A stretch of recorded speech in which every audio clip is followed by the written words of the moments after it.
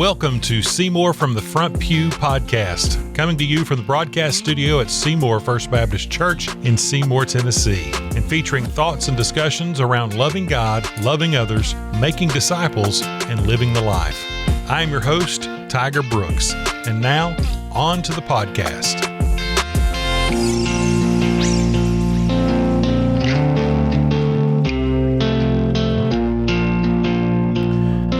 I had to stare at the board for a minute to acclimate myself to the helm once more. We back. It's been a few months, and Austin's eyeing the Nature Valley protein bar that's on the table. Well, We haven't been in this room for like 2 months. no, it'd be almost 4 months at this point.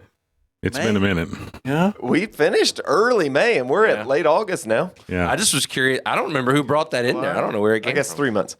He said, "Did you bring that in?" I was like, "I'm pretty sure that's been sitting there a hot minute." In case you get hangry.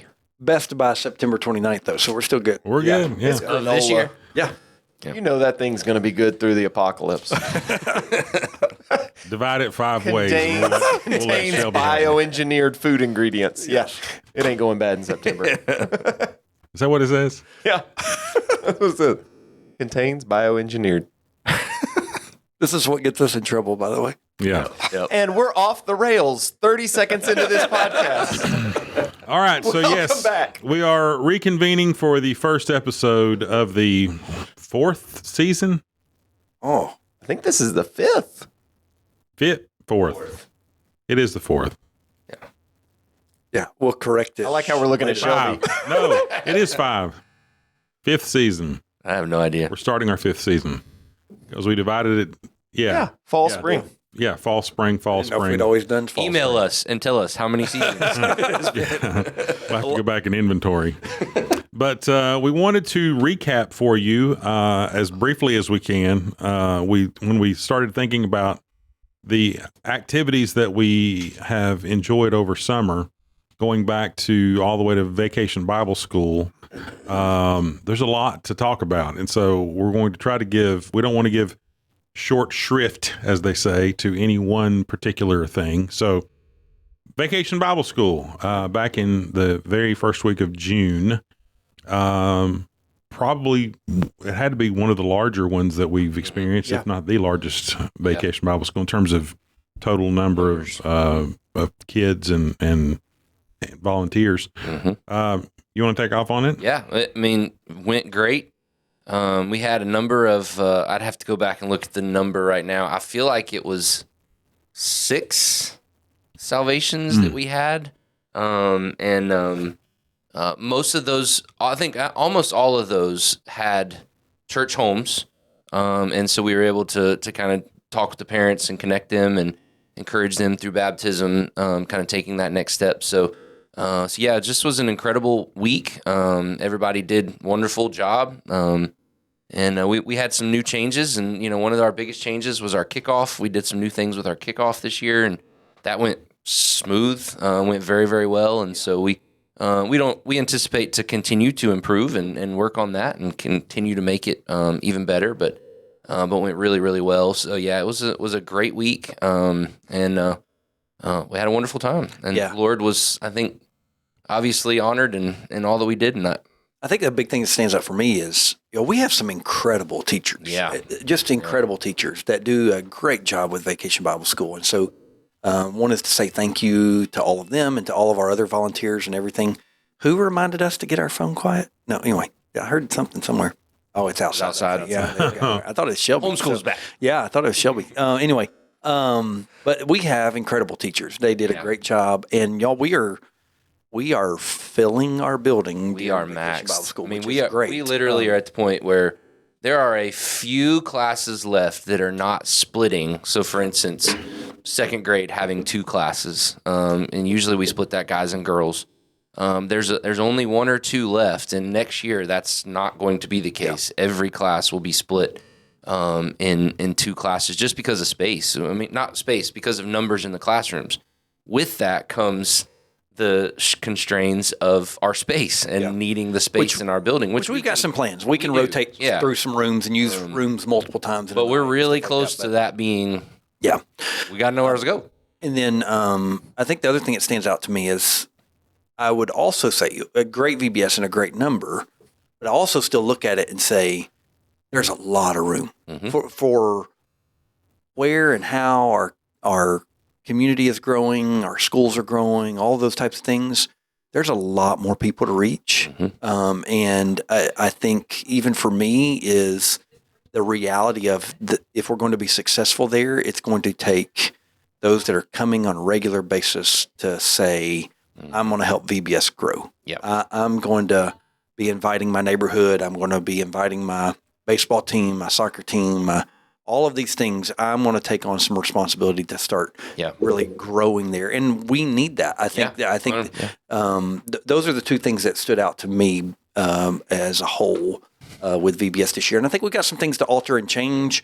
Nothing like major, like, shifting from night to morning or anything like that. But I think, figuring out, okay, so how do we use this same Bible study room twice? And instead of it just being used for 30 minutes in the night, we're going to have to find a way to use it for an hour and a half in the night because of space constrictions and all that stuff. But we can figure those things out. So. Yeah, those are good problems to have. Oh, yeah.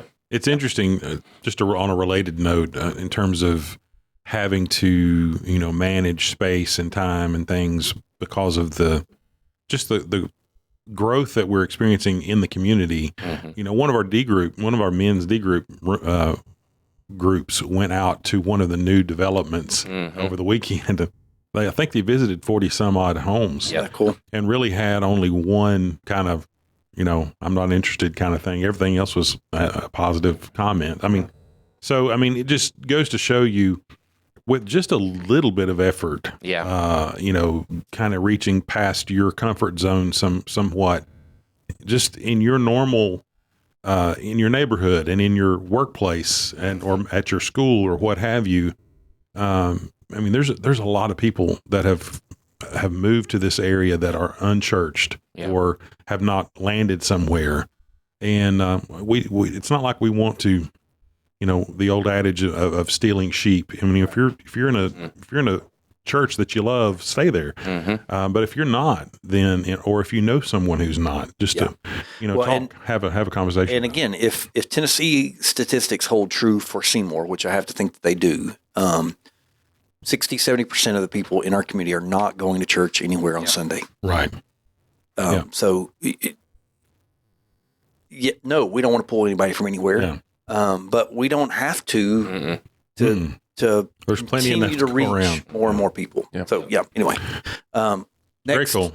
Centrifuge. Camps. One of the one or both of the camps. Really both of them just kind of. Centrifuge was the first one, the week right after VBS, and Centrifuge. Most people may not realize this, but we do Fuge, which is a Lifeway camp, and of course there's Centrifuge and M-Fuge. M-Fuge is Mission Fuge, and typically we do Mission Fuge most of the time. And this year is the year we did Centrifuge. Sean and I talked over it, prayed over it the year before. We knew we had a younger group, and we really wanted to kind of focus in on some discipleship and kind of growing the relationships with the students. And so we did Centrifuge, and we did that. Oh gosh, I can't, all the camps run in my head. But we had a wonderful time. It was an incredible week. Smaller camp. It was a smaller group. Not our group. The whole camp itself was really just a smaller group, which made things a lot more intimate. But we saw 3 give their lives to Christ at Centrifuge, and other decisions made in the process of that as well. But just relationships that were grown, and one of the things that I'll just brag on our students.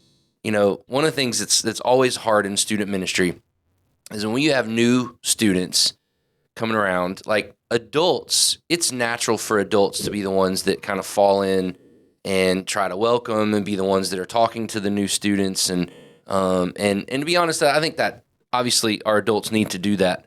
But for those new students, they look at the adults and like, you're an adult, you're supposed to welcome me. The ones that they're really looking to be the ones pulling them in, welcoming them, loving on them are their peers and the students. And man, we had some students all of them, nobody did a bad job at this. They all did an incredible job of just welcoming, open arms, bringing folks in and just encouraging one another. And so it was a great week at Centrifuge. Our plan is to do MFuge next year, so we're going back to MFuge, Mission Fuge. So looking forward to that. And then CentriKid, again, was an awesome week. We had a great time. Kids absolutely love it. It's just a blast. I love it. I mean, it's just a lot of fun. And Austin got to throw his hand in with CentriKid, and as much as he loves kids so much. And but we had a great time. It was a good trip, a good week, and we had a few salvation. I'm trying to remember how many. Two or three. It was two or three. Again, I'm trying to put them all together. It's been a long time ago. It all kind of runs together. Salvations through Centrifuge or CentriKid, and again, wonderful week. I think kids having opportunities to learn and what it looks like to worship and grow apart from being at home.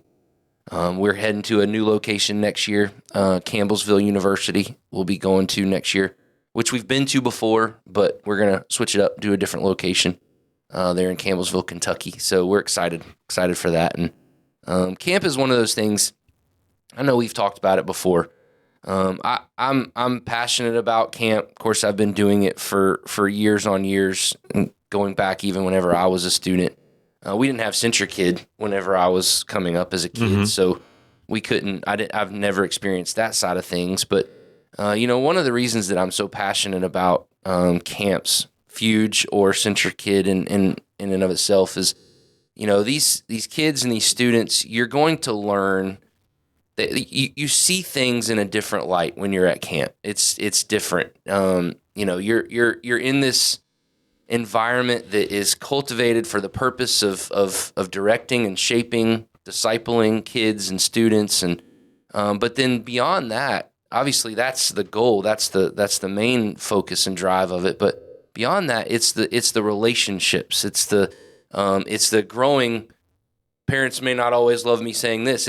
It's growing apart from parents. It's being able to have those relationships apart from parents, not that you don't want those. Yeah. But they beginning to make their eventually you have to learn how to be a kid apart from your parents. Yeah, and making their faith their own. It's not my parents' faith, it's my faith. And I'm taking ownership of my faith and growing in it from that perspective. And then also just the interpersonal relationships that they learn and grow. And that's a part of it. Those are not going to be seamless. There's going to be struggles that we face with people, and we do that even as adults. We face interpersonal relationship issues that we have to deal with, and so that's something that they learn at camp, and we help walk them through that. And that's to me, it's a whole approach to continuing to allow them to live out their faith, work out their faith, and in an environment that allows for them to make mistakes and do things wrong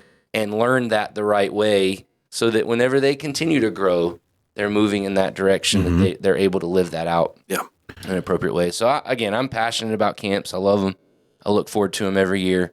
I'm exhausted when it's over, but it's a good exhaustion. Yeah. I mean, it's like you said, not to reiterate, but just to emphasize, I guess, it's very important. I know there's a lot of parents out there who are reticent to release their kids to something like this for a variety of reasons. And I'm not here to throw stones at you. Yeah. I'm just here to enlighten you that after years of being a part of this myself and seeing this happen for kids and seeing how it has impacted kids throughout the decades, it is a positive experience. Yeah. It gives your kid an opportunity to do all the things that you just mentioned. And for you as a parent to understand that you can trust God to protect your kid if they're not absolutely with you, 24/7. And I think it's a great growth opportunity. I was just going to talk to you a little bit about, just from your perspective, the whole Clark family went to CentriKid, which was a unique experience. And you were just there as a volunteer, right? You were just like one of the other many adults who have an opportunity to do this at some point. Yep. Give your perspective on being just a dad and a volunteer. Yeah, so that kind of happened because my youngest Nora, this is her first year at camp. My middle son Everett, it's his last year at camp, and so we knew they were both going. Leah had volunteered to go as a counselor months ago because both of them were going to be there. Well, then Jason came to me 2 or 3 months before camp, and he said he really needed guys, not girls. And so it was like, okay, I'll go as a counselor, but what do we do with Eli, our oldest? Well, he's not doing anything. He's not working this summer. We'll just make him come. So he came as a counselor too, as a 16-year-old. So yeah, I mean, it's fun. We joke about me not liking kids, and I don't like kids, but We don't joke about it. You mostly don't like holding. We speak the truth about it. That's really what it comes. yeah. Well, just anyway. So no, I mean, it was really special for us as a family to be able to have that opportunity. It was important for the Clark family this summer. It was the busiest summer we've ever had. There was a lot that I really wish we could have not been this busy. But between making everybody be involved in VBS, going to, of course, Eli went to Fuge, and then we had a family vacation with my extended family, or my family, the whole crew, not just the five of us. Then we turned around and went to camp and made Eli go as a counselor. And then I took both boys to Guatemala.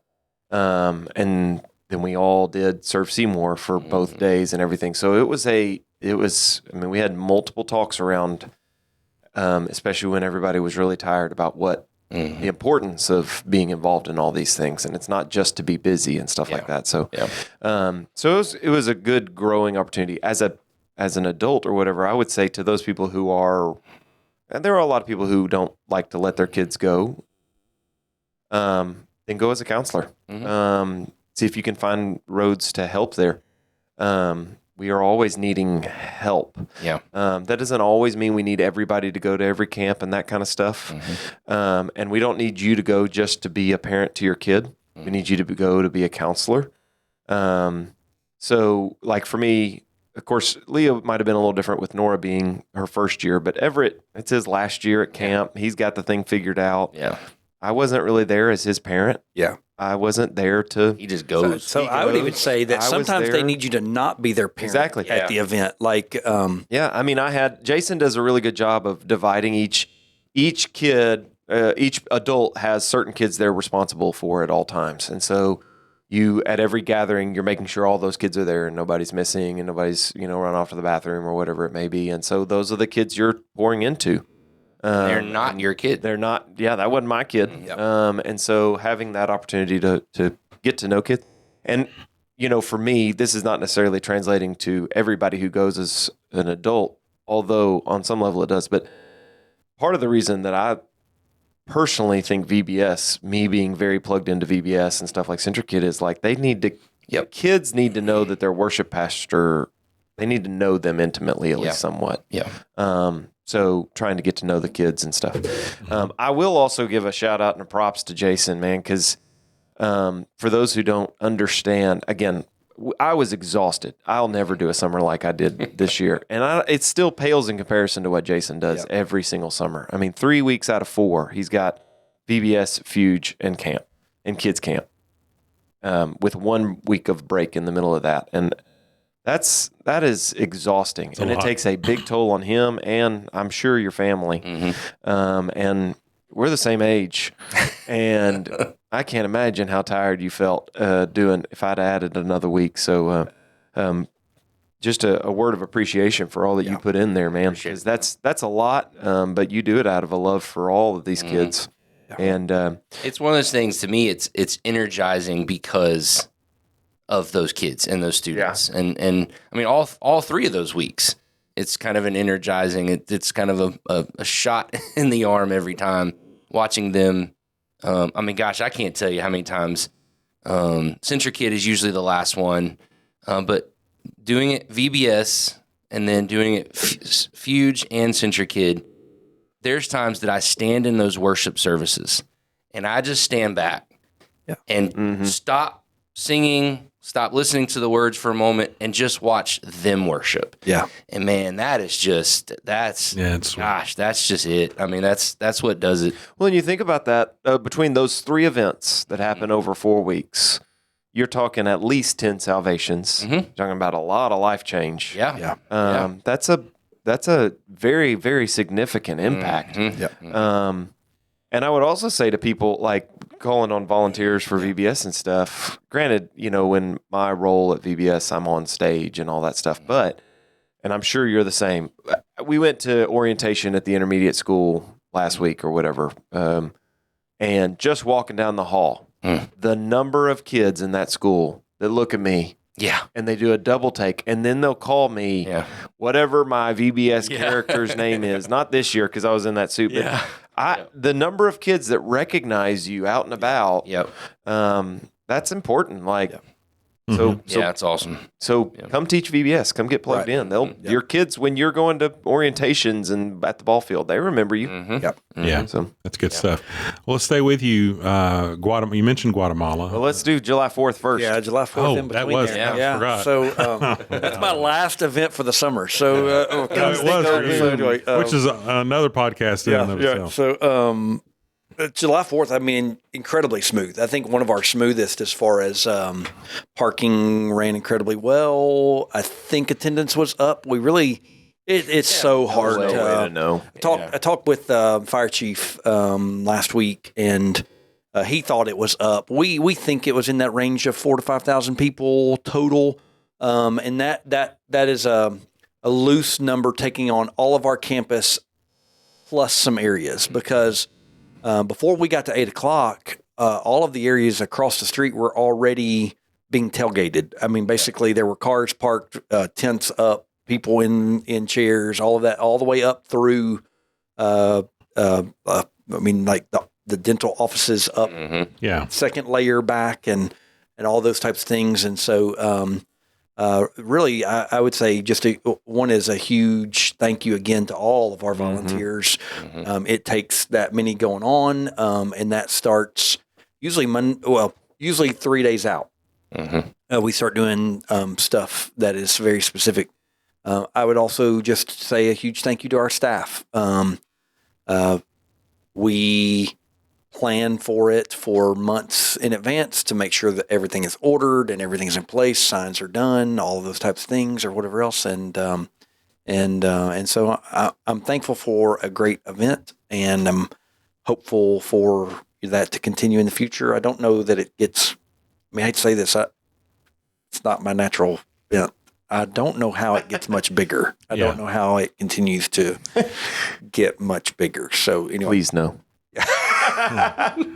We just continue to manage. I mean, fireworks can always get bigger. Yeah, maybe. I don't know. It takes so long for the smoke to clear out. I don't think it can get any bigger. I don't. And with that, always blow more stuff up. Huge thank you to Tyler Hitt, who has partnered with us all 5 years and is planning to continue that in the future. And we're thankful for that. It's been a good relationship there. And side note, it was the best weather we've ever had. It was. It was not insanely hot. Yeah. It was really a nice night. I think with all that, sometimes I say it can't grow bigger. The natural bent for some would be to say it can. Let's just go somewhere else. That is not. Again, that doesn't fit. That defeats the purpose. Correct. Yep. Correct. So anyway, no, I mean, and just people may ask, why do you do this? What's that got to do with the gospel? Well, the number of conversations that you just have with people that you've never seen before, you're wearing the shirt, I'm out there trying to, put a smile on my face and be helpful and help people find whatever they're looking for and things like that. And you just have natural conversations with people, and they're very thankful that, we would put something like that on. Doesn't cost anybody anything. And some people would say, we're missing out on opportunities there, and I just say, it's an investment into the community. As much as our MVP is an investment into the community, something that we provide as much as our track and our playground are just there for people to use, and a vehicle that we can just say, hey, we're here for you. we'd love to have you come visit with us. And it's just one of those opportunities. And to take that somewhere else or to try to make it something different, we would lose a lot in that. Yeah. Our world is full of barriers to the gospel. Yeah. And this is an opportunity that we take and full advantage of to say we're going to break down as many barriers as we can. Yeah. Yep. And the gospel is shared. Yeah. Absolutely. But at the end of the day, it's a matter of breaking down barriers to go to people, get them on our property. Hey, we love you. We care for you. Not to mention, and we've talked about this in this podcast before, but we've got numerous stories in the history of this, of our time here, of people who just being on the property broke down barriers for them. People who walked here for years, and the passages on the walking track made them come visit, or the MVP field, countless times they were told, come worship with us. They finally tried it, and it may take 25 times. Right. Yeah. But you're just breaking down. It also is a thing people know us for as a gift. And I think we've developed a reputation as for the community church. Yeah. Yep. All right. Guatemala. Yeah. So so the week after July 4th, then we had simultaneous mission trips. We went first time that I know of that we've really had those overlap at the same time, right? Yeah, I think so. Which was good. I had done Max Baker and I had run up to take all of our VBS decorations and prep for the Cincinnati trips. I'll talk about the Cincinnati trip first. Okay. We had a big crew go to Cincinnati. They did 3 nights up there, working the VBS, as well as the pastor was trying to move into the parsonage, as it were, that they had converted into a what do you call it, like a clothes warehouse. Oh yeah. That they've been using that for years. So they converted it back to a house. But they were doing, so they put in walls and made the basement livable and stuff like lighting and stuff. So they did some construction work, but also worked VBS. And by all accounts, Shelby got to go. And so I was not there because I was in Guatemala, but all accounts, a great trip. Really enjoyed getting to do VBS. So got to do a multitude of things, which is always good with something like that. And I'd say, as we've said multiple times, just be looking for that Cincinnati trip. Like if you're looking for an open door, we had a couple people, first mission trip ever.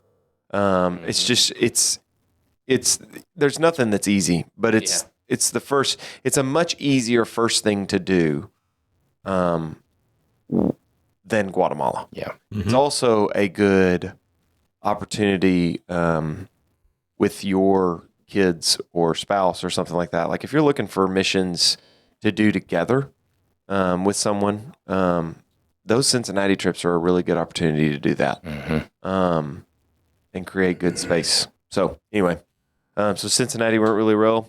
We went to Guatemala at the same time. Very, very different trip.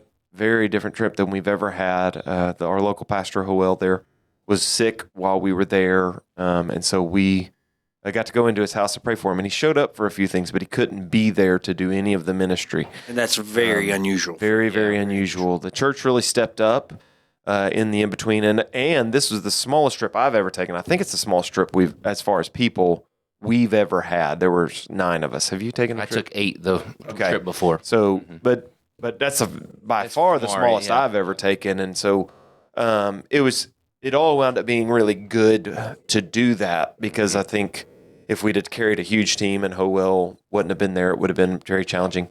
They do not currently have a sanctuary at the church. They had torn it down after Jason's trip, and we're currently trying to rebuild. So we didn't have a home base. We used the education space, but even that is small, very cramped. I think the Lord had all of that.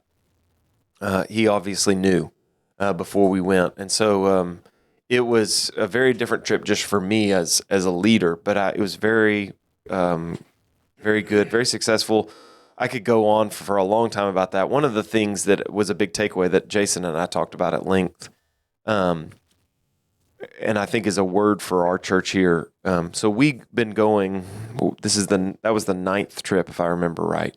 Yeah. Right.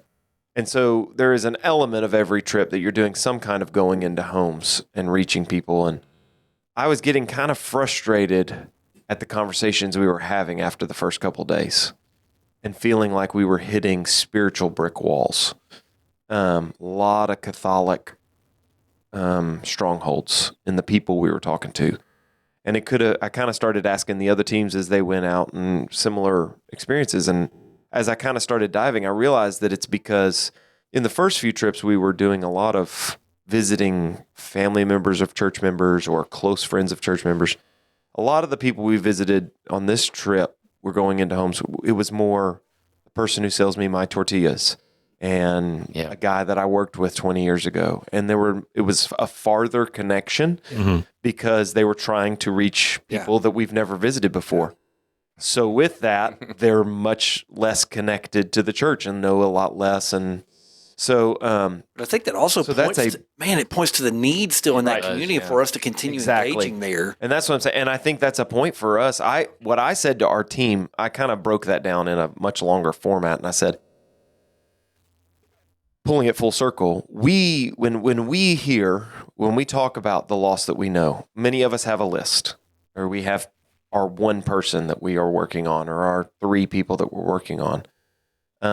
I think that the challenge that I saw is who's farther down on that list? Mm-hmm. Who are the people in your life? If I said, okay, we visited that person multiple times, now who are we going to? Mm-hmm. Who's further down that list that you need to be talking to the gospel about? That you are, it's your cashier at Walmart. It's the person who cuts your hair. You know, my person who cuts my hair has a lot of issues. That was a joke because I. And it's not your wife, by the way. No, it's me. Yeah, and he takes them out on you. Exactly. So anyway, just it was an interesting trip, and then of course, just personally, I got to take both my boys on this trip. Everett's first trip, Eli's second trip, and that was really special for us. And real excited about how the Lord used that. But I think too, when we were talking about that, one of the things in my mind that a lot of times we go on these trips, we're trying to measure success on this mission trip. And rightfully so. One of the measurements of success is, do we see salvations? Do we see people come to faith in Christ? And that's our goal. That's our purpose. But that's also not always going to be. I mean, I don't know that you had any on that trip. But that doesn't mean that it was not a success, because there are varying levels of that trip and the way God wants us to pour in love and be on mission. And gosh, I think back to so many missionaries that I've heard that have been in country, in various different places, and they were in country for years and maybe saw one salvation every year. And that doesn't mean that they were success because of the environment, because of where they were and the struggle and the barriers to overcome. It took personal relationship after long conversations over and over again, and just continuing to be present and pour into the lives of the people that God had placed them. And God breaks through. And with that, I would say that also it sparks another conversation, is we aren't measuring success that way. Yeah. And if we were, we would do different style of missions. Right. There are all kinds of places and people that we could partner with to go in and do evangelism oriented thing all the time and see these huge numbers. Yeah. I question those numbers, and we can talk about that another time or whatever else. We do partnership missions. Yeah. And so even though it's a harder trip for our people, imagine what the church is going through in the middle of all that. I mean, they are growing and they're doing or whatever else, but now they're starting to hit a lot of those barriers and those types of things too. And so our trip is to come along and encourage them in the work that is going on there. And they encourage us with their participation and being involved in us and with us the whole time we're there. And man, I love that. We've talked about that over and over and over again. But this is a church that's trying to grow regularly and has been seeing that. And that means that they are fighting these same battles all the time also. And so and that's going to be our success, is to continue to help to pour into and encourage and to do those things with them. And maybe some slight altering along the way with some of the way we approach some stuff, like the January trip where we're going to do some different things. So, I think the other, just to chase that bunny rabbit for just a second, the other thing that, because we did see we saw some incredible rededications. And in that, what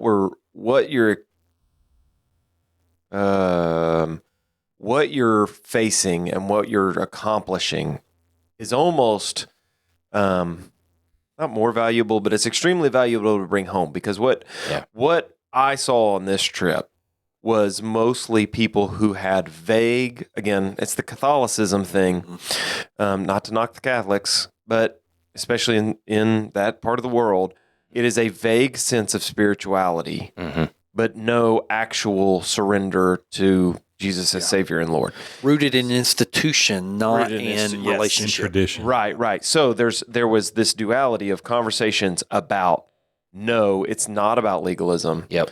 And a people who have a sense, maybe it's not even Catholicism, but they have this sense of religion, but they have been so far from it for so long that I'm a little ambiguous as to whether it's rededication or salvation, because I'm also working through a translator and the local church and everything.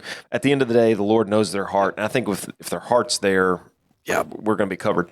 So, but that was the conversation a lot, was these people who just were so far from the Lord, even though they understood the gospel story, they have this head knowledge. There's just no relationship. And so that is something that 60% of Tennesseans are unchurched. A lot of those people have a head knowledge about who Jesus is. A lot of them have a vague sense of spirituality, and a lot of them not a lot of them, a certain portion of them are going to say they belong to a church. Right. They're going to have some belong to a church affiliation in their mind, if not in their presence. But what we are preaching is a Savior and Lord and relationship. And so, well, I think that you could summarize. We've got one more event to kind of talk about before we sign off today, but I want to just you could really encapsulate our whole conversation today around the idea of sowing seed. There's a reason that the Word of God is so replete with this imagery of, sowing seeds and watering the seeds and nurturing and weeding those gardens and finally seeing a harvest come. Because, you look at over the span of all the events that we've talked about, that's really what we're doing. We're sowing seeds of the gospel and giving opportunities for those conversations to take place, and giving opportunity for the Holy Spirit to do what only the Holy Spirit can do. And so, across that span, it was harvest time for some of those folks, praise the Lord, and we've seen that. But for many, many others, hundreds, if not thousands of others who were impacted in some way by the gospel over the course of the summer, it was just another opportunity to have that seed nurtured. Yeah. So that's a really good point. And that's funny that you say this, because I had a conversation while I was in Guatemala. I'm not a farmer. I know very little about farming, but growing up here, my understanding of farming is there is a planting season and a harvesting season, and there's a wait in between. And so, pick any crop in Tennessee. At the end of the day, that's mass done, and that's been my understanding. And I've heard those analogies that there is time when you let the land rest, there's time when you plant the seed, then you wait for the seed, and then it gets harvested. And so, in our life, there are all those seasons. I had a conversation while I was in Guatemala with Jose, because we were talking about his seed and how he harvests and all that stuff. And I was talking about the seasons and stuff. He was like, "No, the climate here is stable year round." He said, "We are seeding and harvesting year round all the time because of the climate in Guatemala." And so that changes a little bit of my perspective of what you're saying, is that you are constantly planting seed, but you're also constantly harvesting, because it's not this, I'm going to seed and wait, and then wait, sit and do nothing, do nothing. Which a farmer doesn't sit and do nothing either. No, but I'm saying that's the concept we've had, especially when we're in a dry season in ministry, especially as we think, well, maybe this is just the time I'm planting seed, I'm not harvesting. But there is also this constant doing all of it. That in Guatemala, it was like, because he said coffee, you are just constantly. Just because it's There's not. I said, well, when do you harvest it? He said, all year long. Yeah. You're just constantly doing it. Yeah, that makes great. total That's sense. Yeah. All right, last Serve last thing, Seymour. Serve Seymour. Yeah. Serve Seymour. I hear it was the temperature was wonderful. Oh my God. Hot. It was where I was. I mean, like it was 83 in Maine. Yeah. Like 103 here. Oh, yeah. Anyway, At 8 a.m. That's right. Yeah, Surf Seymour went pretty well. I think we need to make some changes as we look at that and how we do that. But the beauty of Surf Seymour, there's a lot of good that comes out of it. But I think one of the real beauties is how many people are able to get involved and do from kids all the way up, so that we're teaching them. You are teaching them work, but we're teaching them what missions, what doing something for someone else is, and so it was great. I also think it is a mix of almost everything that we've talked about today. It is it is serving our community. It is a in-town home mission trip. It is sowing seed. It is I mean, like it's almost all of those things. It's partnership missions. It's a lot of all of that all together. And so I do think, yes, we may need to be altering some things with it or whatever else. That's also we've got hopefully a new missions staff person coming on before long, and so they'll have some time to be able to put their kind of flair and personality on that also. And but yet, I would say in the middle of that, again, I can't tell you how many times I've heard already since I've been back the impact on church members and the impact on our community. I mean, I can vividly tell you people that we are now serving through Surf Seymour that were very skeptical to even let us on their property. Yep. And now they're like, oh, can you please come do this? Some of them are holding projects, waiting for it. And that's, again, it's a relationship built inside the life of our community with others that are trying to do good works and good things for our community. And so I'm thankful for the opportunity that we have to be a part of that. I think one of the things that I would say from a family ministry perspective, and as a part of my family, that we've tried to do it with the boys, that, I have 3 boys that are at the primary school. I have one that's at the intermediate school. Austin was working at the intermediate school, and I was over at the primary school. So my 3 that are at primary worked at the primary. I sent Roman over to work at the intermediate. And some of that for me, just as a dad, I want my boys to see that they're interacting outside of school season and using this as a mission field where they're doing mission in these places that they're going to be going to school, and they're currently at school now.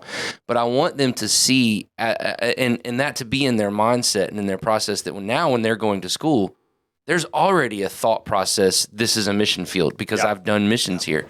And that's part of how I've wanted to instill that in my kids and in my family is that, this is a mission field. Yes, you're going to school to learn and you're going to have fun, do all this stuff, but boys, this is your mission field and you're doing that. And so, I just encourage families to look at it from that perspective that you may not be in the public school, you may be homeschooled, but they're going to be out and going and doing. They're going to be driving by the schools. They're going to have events and things, whether they're going to sporting things and all, their friends are in these places that they see and think about, oh, that's a mission field. That's where I've done work. And it's different than being that's Guatemala, thousands of miles away is the mission field. When you're driving by the places that, hey, Dad, I remember working on the mulch. You remember how hot it was? But man, we did that. Yeah. Like that's an exciting element for us. Emmy, again, we were not here, but the kids were here, and Emmy washed windows at the intermediate school, and we drive by that school regularly. And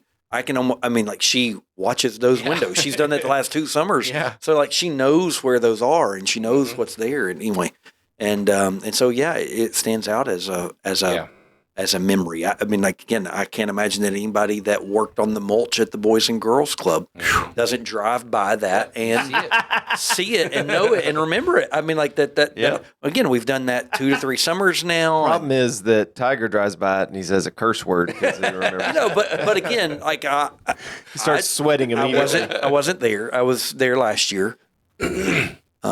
It looks significantly Yeah. better for our community now than what it did 3 years ago. Mm-hmm. And it's been a progress to get that with them into better shape Yeah. and all those types of things. And but it looks significantly better. Yeah, this is where you play the sad music and you say stuff like, for just a little bit of effort, you can go out and pull a weed occasionally at the boys' club and keep it looking immaculate just as it is now. Just pull one weed every now and again when you're out, swinging on the swing, and maybe you don't have to put in 8 truckloads of mulch next year. This message brought to you by Serve Seymour.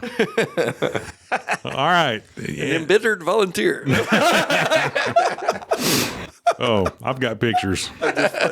And final, I don't think we need to talk about it, but thanks to everybody who donated gift cards, Yeah. made desserts, and then worked for the teachers' luncheons. As Oh, it yeah. kicked off. So Man, that was a big, and that was a great, huge, huge tweaks, success but this year. man, they really caught on. I think they really enjoyed the changes that Yeah. were with that this year. So yeah. So thank y'all for all of you who donated gift cards. Yes. Yep. Yeah. Wonderful summer. Busy, wonderful, fruitful summer. And Let's go take a nap. yeah. And with that, we will sign off for this episode of Seymour from the Front Pew.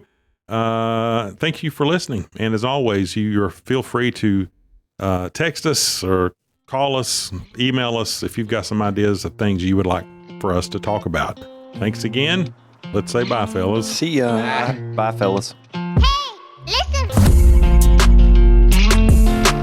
Thank you for listening to Seymour from the Front Pew. Our sole desire for this podcast is to glorify God by educating and encouraging His body. If you would like to learn more about anything you've heard today, feel free to reach out by email at staff@seymourfbc.org or by visiting our website at seymourfbc.org. If you're located near our community and do not have a church home, come worship with us at 10:15 a.m. on Sunday morning. Until then, we pray God's richest blessings on you and yours as you love God, love others, make disciples, and live the life.